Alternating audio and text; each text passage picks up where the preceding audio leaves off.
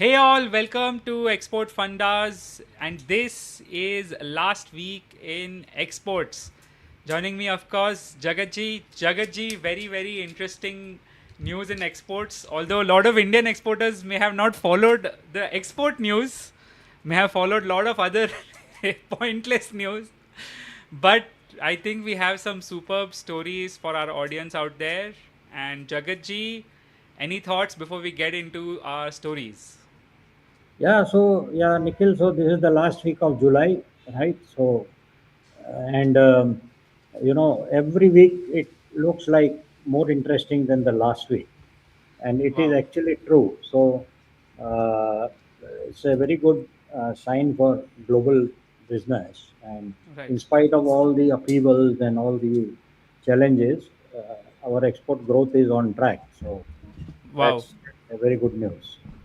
Absolutely. And we have some superb stories from you, from toys to wheat to pharma. Let's get started with our first story. India targets 5% global toy trade by 2032. And if you want to make toys in exports, this is your window.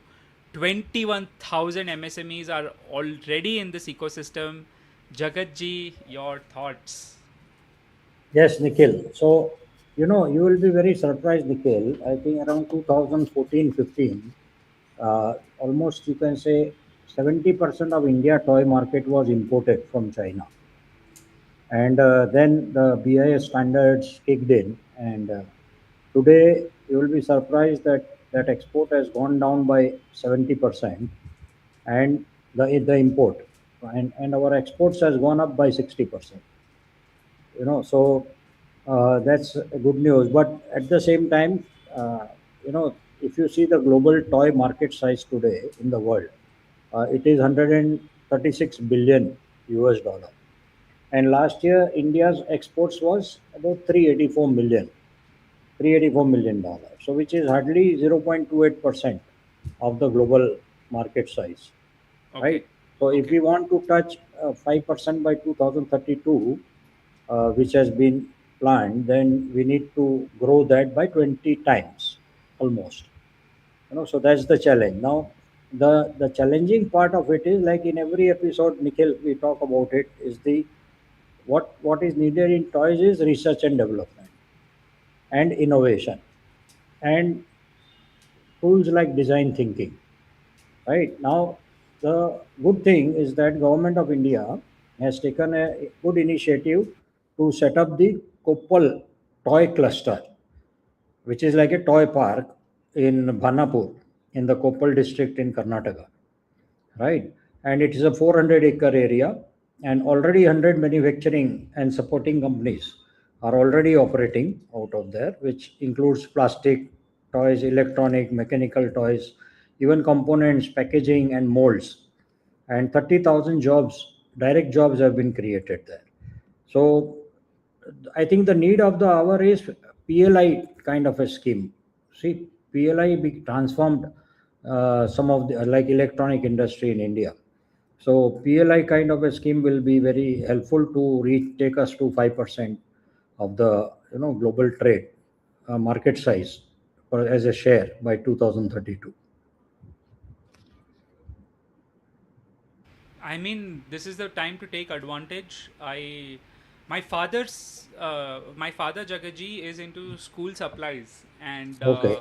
the demand for toy has been increasing. And he keeps telling me he used to source from China, you know, probably 5-10 years back before this BIS and all of that. And even today, he tells me that I wish that Indian manufacturers would step into this because the demand is there. We are not able to meet the demand. Correct. Most of the manufacturing happens on a backlog, which is just sad. That just see something happening on a significant backlog is not something to be happy about. Any Correct. manufacturer. So I have had opportunity to study industrial engineering, and every manufacturer would always strive for just in time, which is Correct. as demand comes, you're able to immediately meet that supply. So that's True. not happening even today. So hopefully this is some good news. Let's move on to our next story. Jagatji, Indian engineering exports hit $11.48 billion in June 2026. It's up 21% from last year. Everyone was Correct. saying AI is going to kill our services industry, our engineering industry. Where are you? I mean, I don't know. I would love to hear your thoughts on this. Yeah, absolutely. So and even April, May last year was like 15% growth, and this June 21% growth is just amazing, right? And this is just 1 month, 11.48 billion. But what is the underlying fact is the free trade agreement. For example, we have signed free trade agreement with Oman, right? And our exports of engineering goods to Oman has gone up by 400%. 400%, right? So that's very very direct correlation to how a free trade agreement plays a role, and that's the ecosystem which government of India has created for Indian entrepreneurs, and it is for us to take advantage. At the same time, you will be surprised, our exports to China for engineering goods has gone up by 74% in that 1 month, right? Now in China was I have been saying for years, like 2005 we were working in the machine tool cluster in Bangalore, which has 700 machine tool manufacturing companies. Since then I have been saying China is a market for engineering goods of India, right? But earlier only raw material used to go, raw cotton, bauxite, iron ore, minerals. Now this value addition is going. So China 74% is huge, but the fact remains that USA is the largest economy of the world, right? $30 trillion. So US has remained top buyer of engineering goods from India at $1.95 billion in 1 month in June, right? So for the engineering companies, the free trade agreement is already delivering. And I have not even looked at Australia data and where we have signed FTA and UAE data and Mauritius data. If we look at it, I'm sure everywhere we will find a jump. And that is what is reflecting in the 21% June jump. Absolutely, absolutely. And this is something, this is one of those areas where, if this continues and if this trend continues, it's going to be a major uh, a major moat or whatever you want to call it for India, Correct. because we just have that much engineering talent here. We have that much natural resources here. So let's move on to our next story, which is India plus UAE mining a third country. Jagatji, UAE ministers propose India UAE joint investments in third countries for critical minerals like lithium, cobalt. I mean, what is happening here? I hope you like the cartoon which we've made. Yeah, of course. Me and Jagatji in person are very fat. AI has made us look very thin. But what do you think, Jagatji? Will we be with sheikhs holding diamonds? No, but this is Nikhil. This picture in the middle of mine is my 2027 April picture.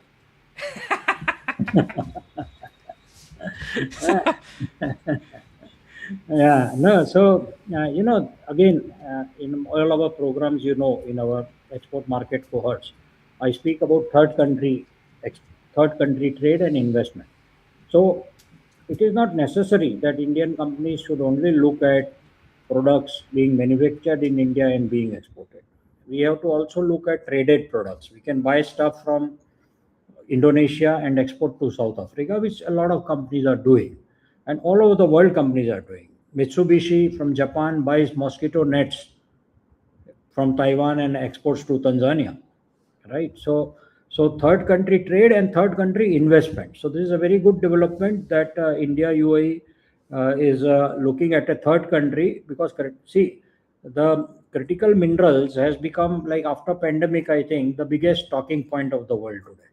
And even US, being such a strong economy and military, has not been able to do much to China what it has done to every other country, including their neighbor Canada, you know, uh, is because of the critical mineral supply, which they in turn will stop. So, that's the kind of dependency, and this is a very good development. Indian entrepreneurs should actually explore to work on in this direction, to work with UAE companies to look at third country. And exports always is two things. One is goods should leave the country and money should come in foreign currency.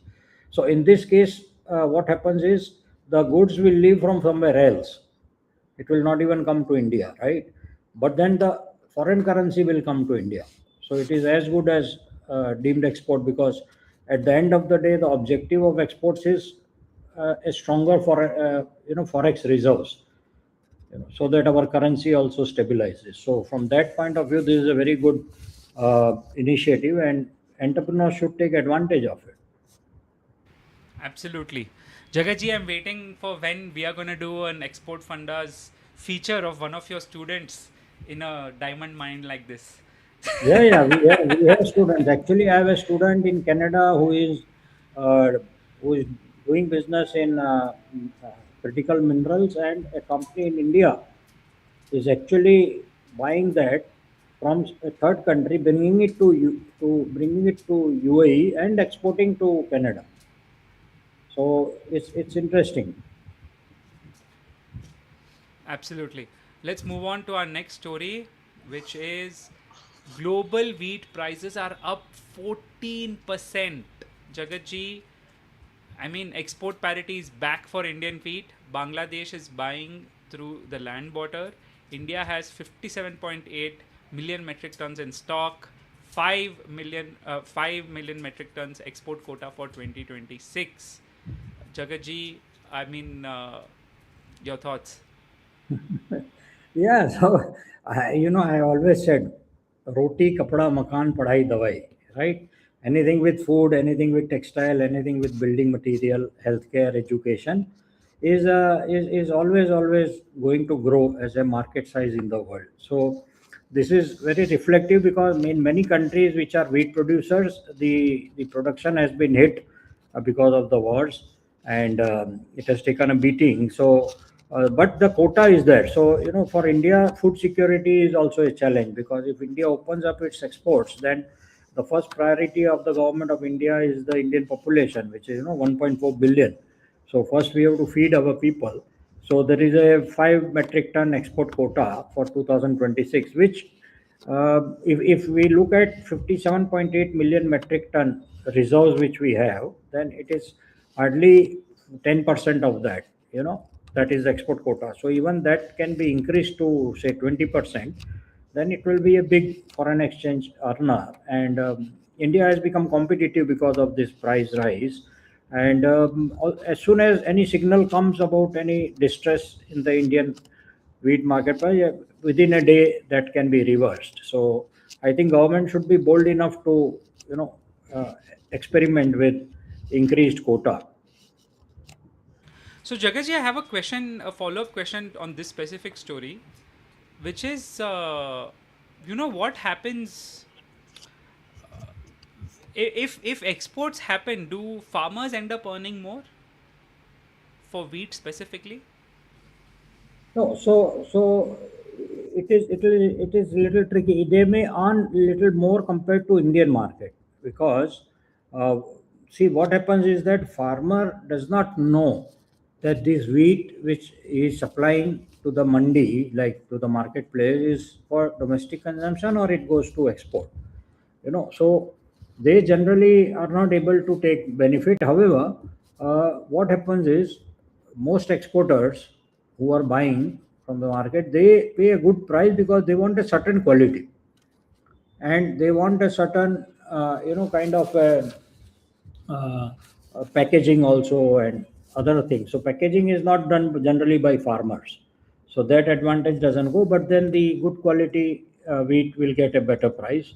However, it is still not benefiting the farmer, and that is why there is a very strong cooperative movement in India, where farmer producers, or PO, farmer producers organizations, are being encouraged to export directly. So now You a lot you of you mentioned lot few of examples of your students who have done this in yes, Maharashtra and all. yes, and in fact, a lot of exporters have now started buying directly from these farmer producer organizations. So in this case, they are benefited because farmers are the shareholders of these cooperatives. So whatever benefit comes to the cooperative passes on to the farmers. So that is a good structural change government of India has been able to bring about for the farming community. Superb. So you can see this image, this comic, Jagatji. India US deal talks are still stuck. Washington is wrapping up its Section 301 probe into excess capacity. I mean, what is going on? I'm sure the negotiators are also like, kya chal raha hai yaar? It's under a gridlock. I don't know what's going on. Jagatji, I mean, what is just in Indian government just uh, waiting this administration out? What's going on? Yeah, so we have regular statements from our Minister of Commerce that we will sign up the deal when it looks like we have some comparative advantage vis-a-vis our competitors, right? So even yesterday, the US side has said that everything is on paper and ready to be signed. But it is subject to the Section 301 probe, which is going on, into excess capacity, which is nothing but a non-trade barrier, right? And it is anybody can do that. Any country can say that, right? So until and unless that gets sorted, I don't think it's going to move. And even otherwise, if you see, 45% of India's US exports are outside of the Section 301 tariff, right? So pharma, your smartphones and steel, these are all exempt. Okay, and Section 305, 301 tariff puts India's gems and jewelry into some kind of a disadvantage, right? For example, in European Union, the diamond hub is Belgium, where again most of the Gujarati Jains and even others are handling 80% of the diamond business. So Belgium pays 0% duty on natural diamond to US, and India pays 10%. So that's a not a comparative advantage, right? However, the auto industry, the solar panels and petrochemicals are going to be in the crosshairs and going to be impacted with this Section 301. So I think, and in my opinion, I don't understand that even if we are able to have the US India framework agreement signed up, I mean, what stops President Trump tomorrow to change anything from that? There is nothing which stops. So it's such a volatile situation where every day something new comes up. So any agreement of yesterday, I don't think holds you know any value for tomorrow. So every day is going to be something new. That's how the world is today operating, right? With so many things we have seen that. So till, like, for example, the India, the USA, Canada, Mexico, Kusma treaty was in place, and suddenly yesterday President has said, I don't care about that, right? It's been in place for years. But so until and unless, even my opinion is, even when it is signed, I mean, I do not know till how long it will last. So we have to make sure that we really diversify our exports to many other countries. Absolutely. And as you mentioned, like the Indian negotiators will probably be thinking of the same thing which you said, which is what's the point if a deal is struck and the deal holds no value? Correct. Correct. It can be changed in a day. Yeah. So the next story was huge. Jagatji, Yeah. US announced phased tariffs on generic medicines, but zero duty till August 1st, 2028, then 100% a year, then 200%. I don't know. I mean, I don't think this will stick. They can't play with their medicine, or you think they will? Jagaji, what's going on here? Yeah, no, so I think USA is wanting to bring in manufacturing into US, right? But manufacturing into US has to be competitive, right? So if you see, there is no API production which happens in US. So even to go into formulations, it's going to be a challenge, right? So this is a 2 year window. I don't think this is going to sustain, because healthcare is a very sensitive issue in US. But for Indian companies, it is also time to diversify from US market, as I said earlier. Something interesting. There are 650 US FDA compliant pharmaceutical plants in India. 650. And 12 of them own 25 pharmaceutical plants in US. Right? So this has been, Indian companies have been investing in US even before all these kind of challenges came. Right? They have been there for 15, 20 years now, some of them. And so in whatever product it is competitive, Indian companies are already there. So we have to see how that works out. See, one interesting thing I would like to share is the generics in US make 90% of the US prescriptions. Imagine 90%. But in terms of value, it is just 13% of the spending. So, and the labor cost there is like 10x, right? Higher, even more than India. And it has no API production base. So, it's not going to be easy for example, Indian or any country's companies, because this law is applicable to every country, right? This 100% and 200, it's not just India centric. So, it's not going to be possible that people, so at the end of the day, Americans are going to pay that. Simple. See, when the 50% additional duty was put on India, our exports hardly went down by 27% to US during that period. So who was paying? Indian companies don't have 50% profit margin, right? So Americans were paying, and now actually they are being refunded, right, through the court order. So similar things will happen here, and we have to still see there is a still 2 year, at least 1 year time for the 100% to kick in, and we will see how I this. also I also feel this is just another typical negotiation tactic by President Yeah. Trump, Yes, of because course, of course. I mean, look, food and medicine you can't. I feel you can't screw around. Yeah, So but there is no limit. I think with this U.S. administration, there is no limits, and the no, the the. problem is the cost will be borne by their own citizens. That's the Yeah, part but which is that's the already scary part in happening. this. Yeah, but that's See, but already still, happening. that's happening in a lot of consumables and all, right? Food and medicine is like critical. At least I don't know. So again, Jagaji. I mean, of course, I'm saying from a very normal lens. I'm not looking at it from a data perspective, but I don't know. I just feel that it's scary.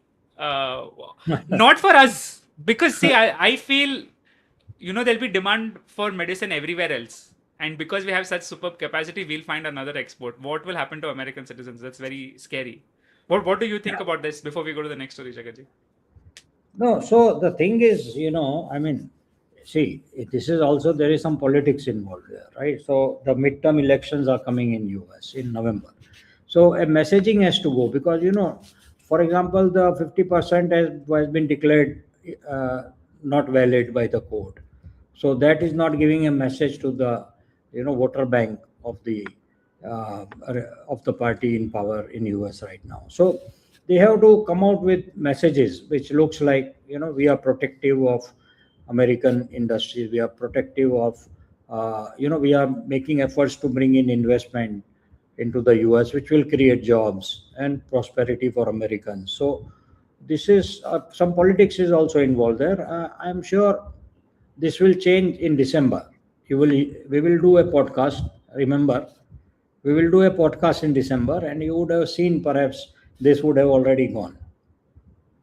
Let's hope that's the case. Let's move on to the next story. Jagatji, Indian service exports last year, FY26, we have the final data point, $421.3 billion.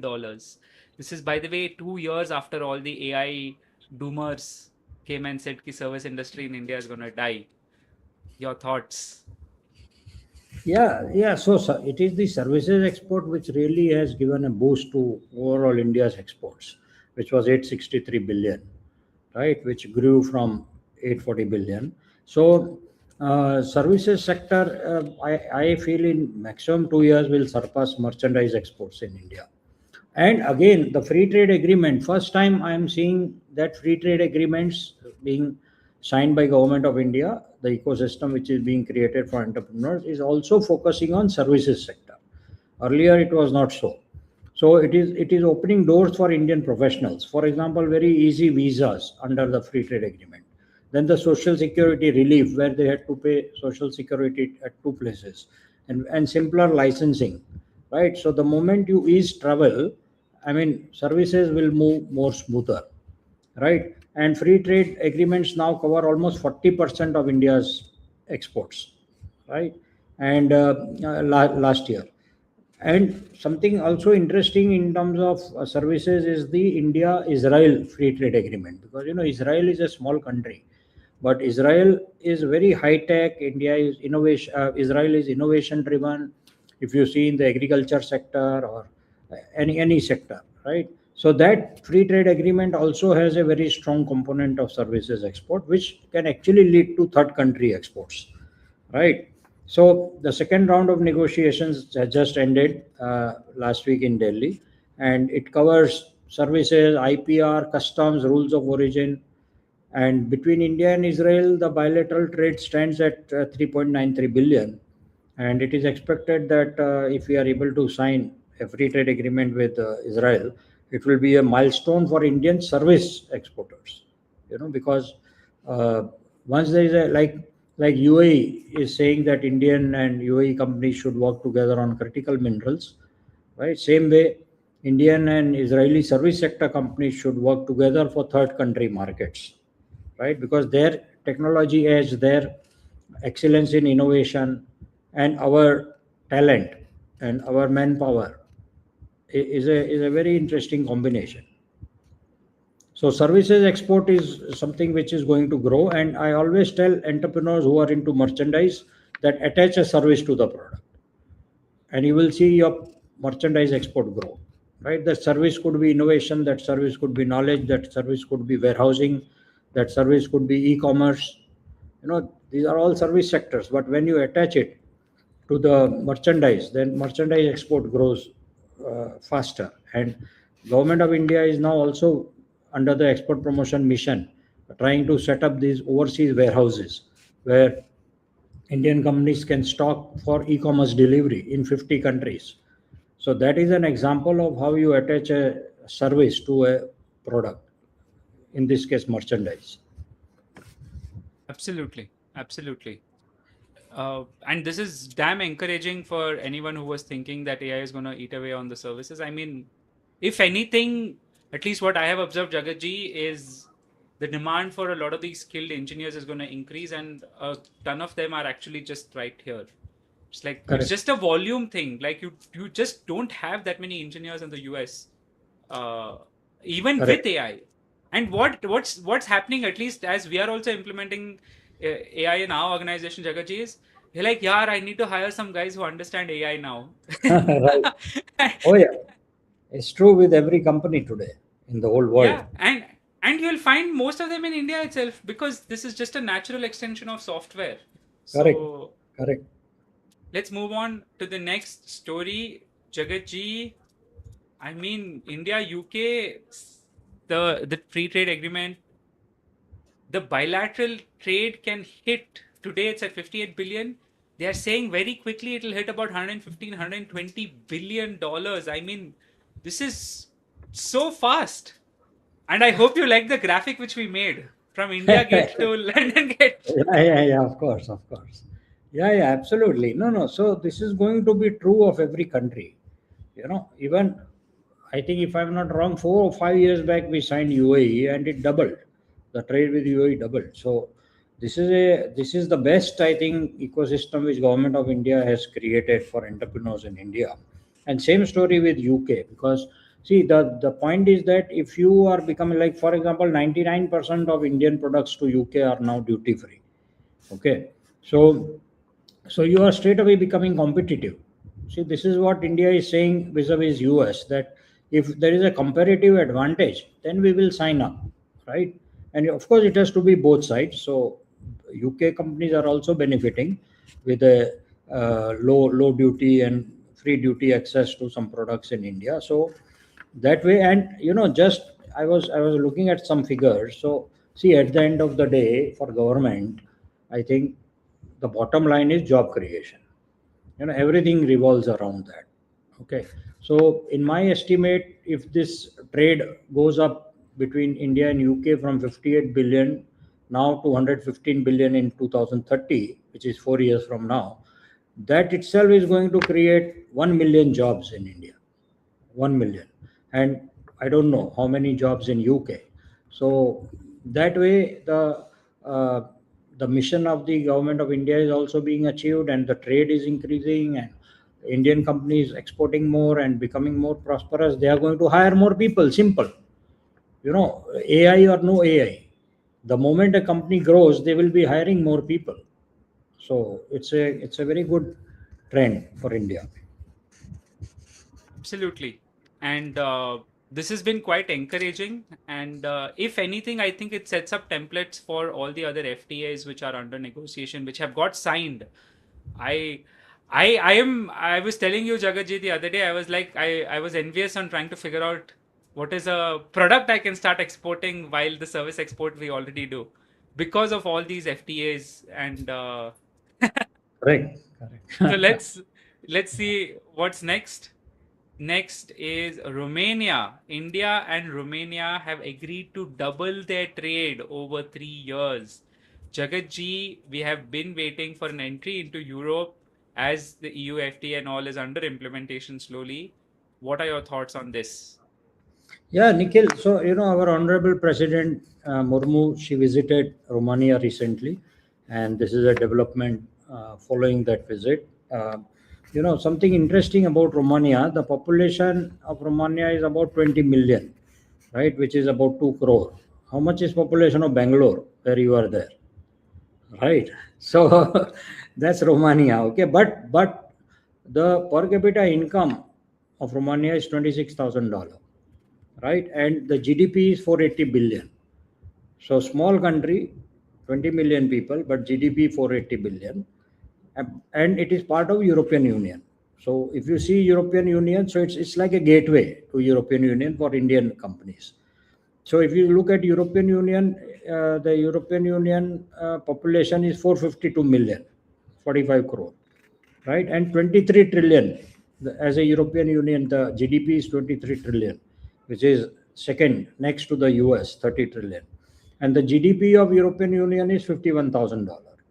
So though India is large country, but our GDP is 4.15 trillion, and our per capita income is around $3,000. So that way, it's a very interesting country, Romania, and particularly as a gateway, because by January next year, the free trade agreement which has been signed with the European Union will come in place in terms of operations, right? So it's going to be the Indian companies should start preparing from now onwards with information and knowledge base and making contacts with Romania companies, particularly pharmaceutical, agri products, renewables, and defense are the priority sector under this initiative. And Romanian companies are looking for Indian partners, because a partnership between Romanian and Indian companies is also going to give strength to Romanian companies in Europe and elsewhere, right? And as I said, the India-Europe Free Trade Agreement makes Romania a natural entry point to Europe for Indian companies. So Indian companies should look aggressively to Romania and visit and meet people. And in fact, November this year, I was talking to a friend of mine there. November this year, a big delegation, business delegation, is coming from Romania to India. So I hope Indian entrepreneurs track that and should should meet the companies.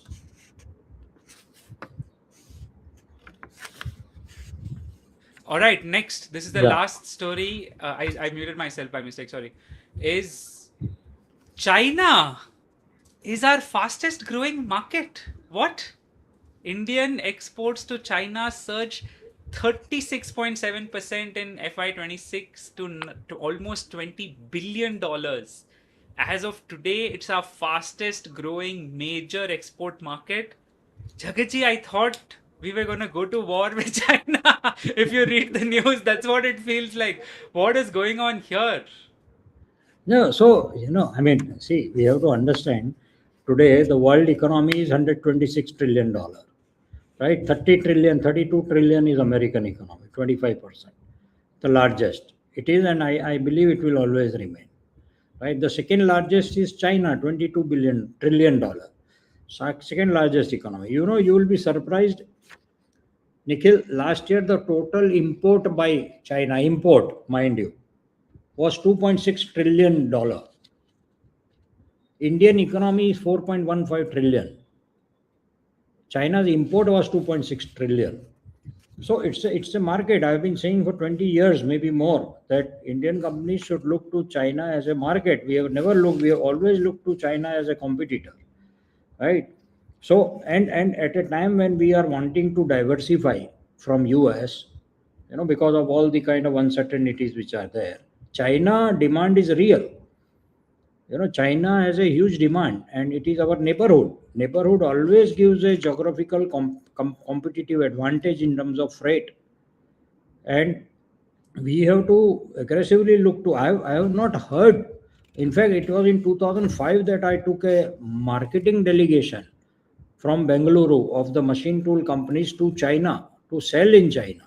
2005, and companies were very successful.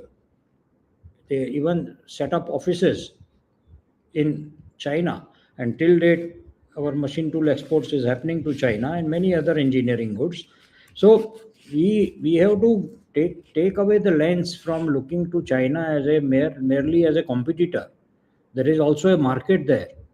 Almost more than 50% of the GDP of China is foreign companies based in China, and they are a market for India, right? If a German company, Germany is our market, then the same German company in China, which is manufacturing in China, would also be our market. So this is good that our exports, and the interesting thing is that the growth in non raw material based, so the growth in value addition products from India to China is higher.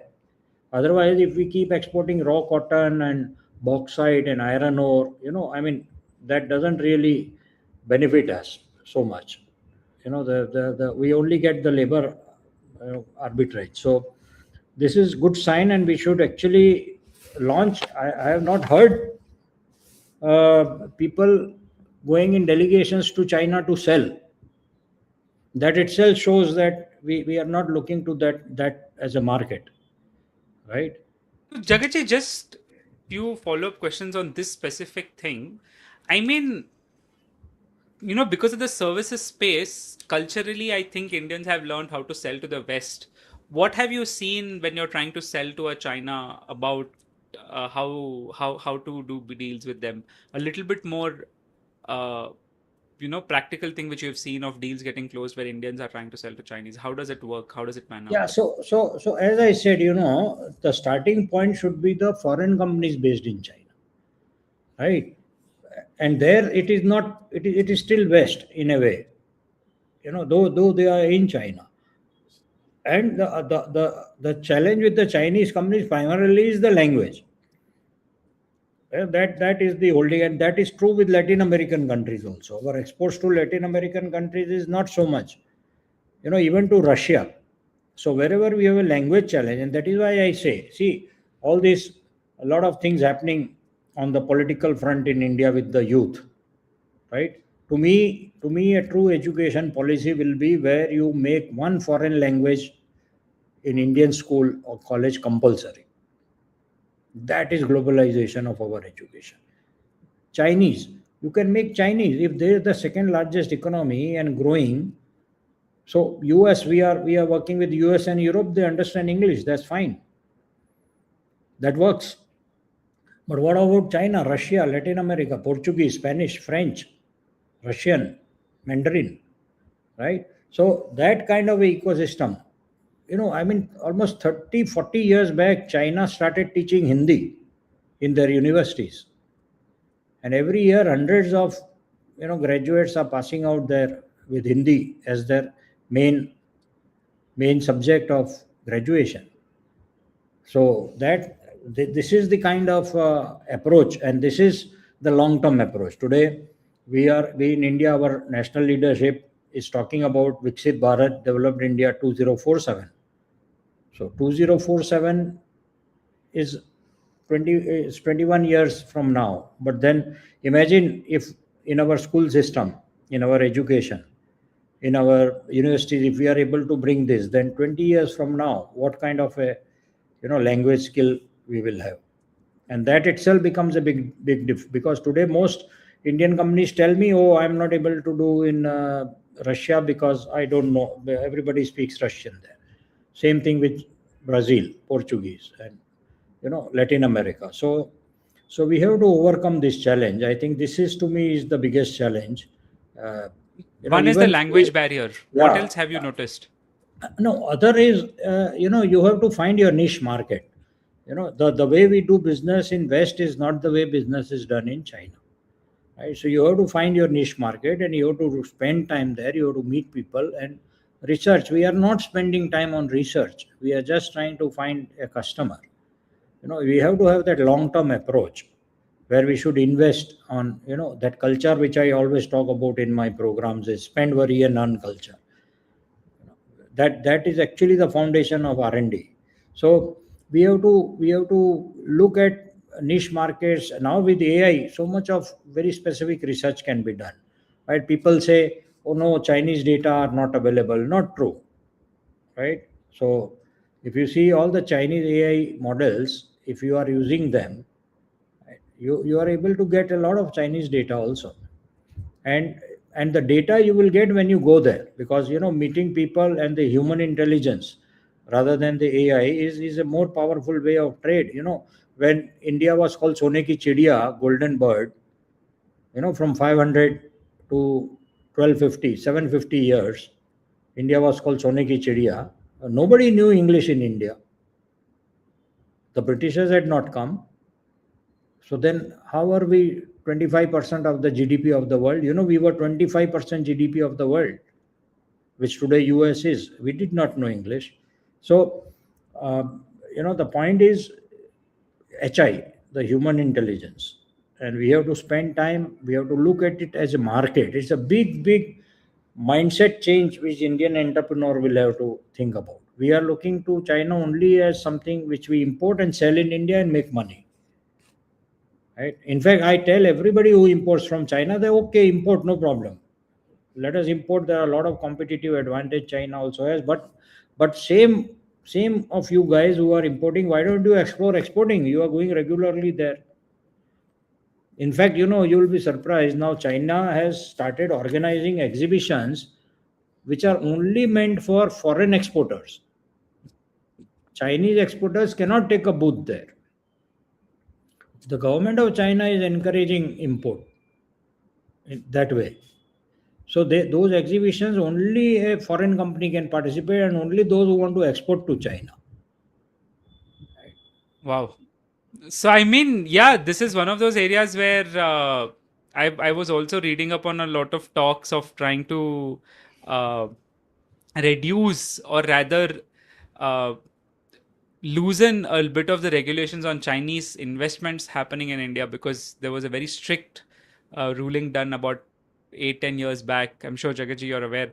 So let's see. I think this was, but bottom line is, what I'm understanding is this, that the intent is needed by the Indian entrepreneur, because market is there and it's waiting for you. So Yes. that's about it, guys. This was our show. Very interesting news. The last news specifically was something absolutely I was not expecting. China also is a market. It's going to be huge. Their consumer markets are huge.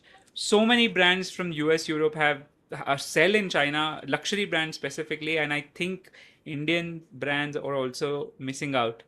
Jagatji, thank you so much for this. Oh, sorry, Nikhil, I must add this. I must add.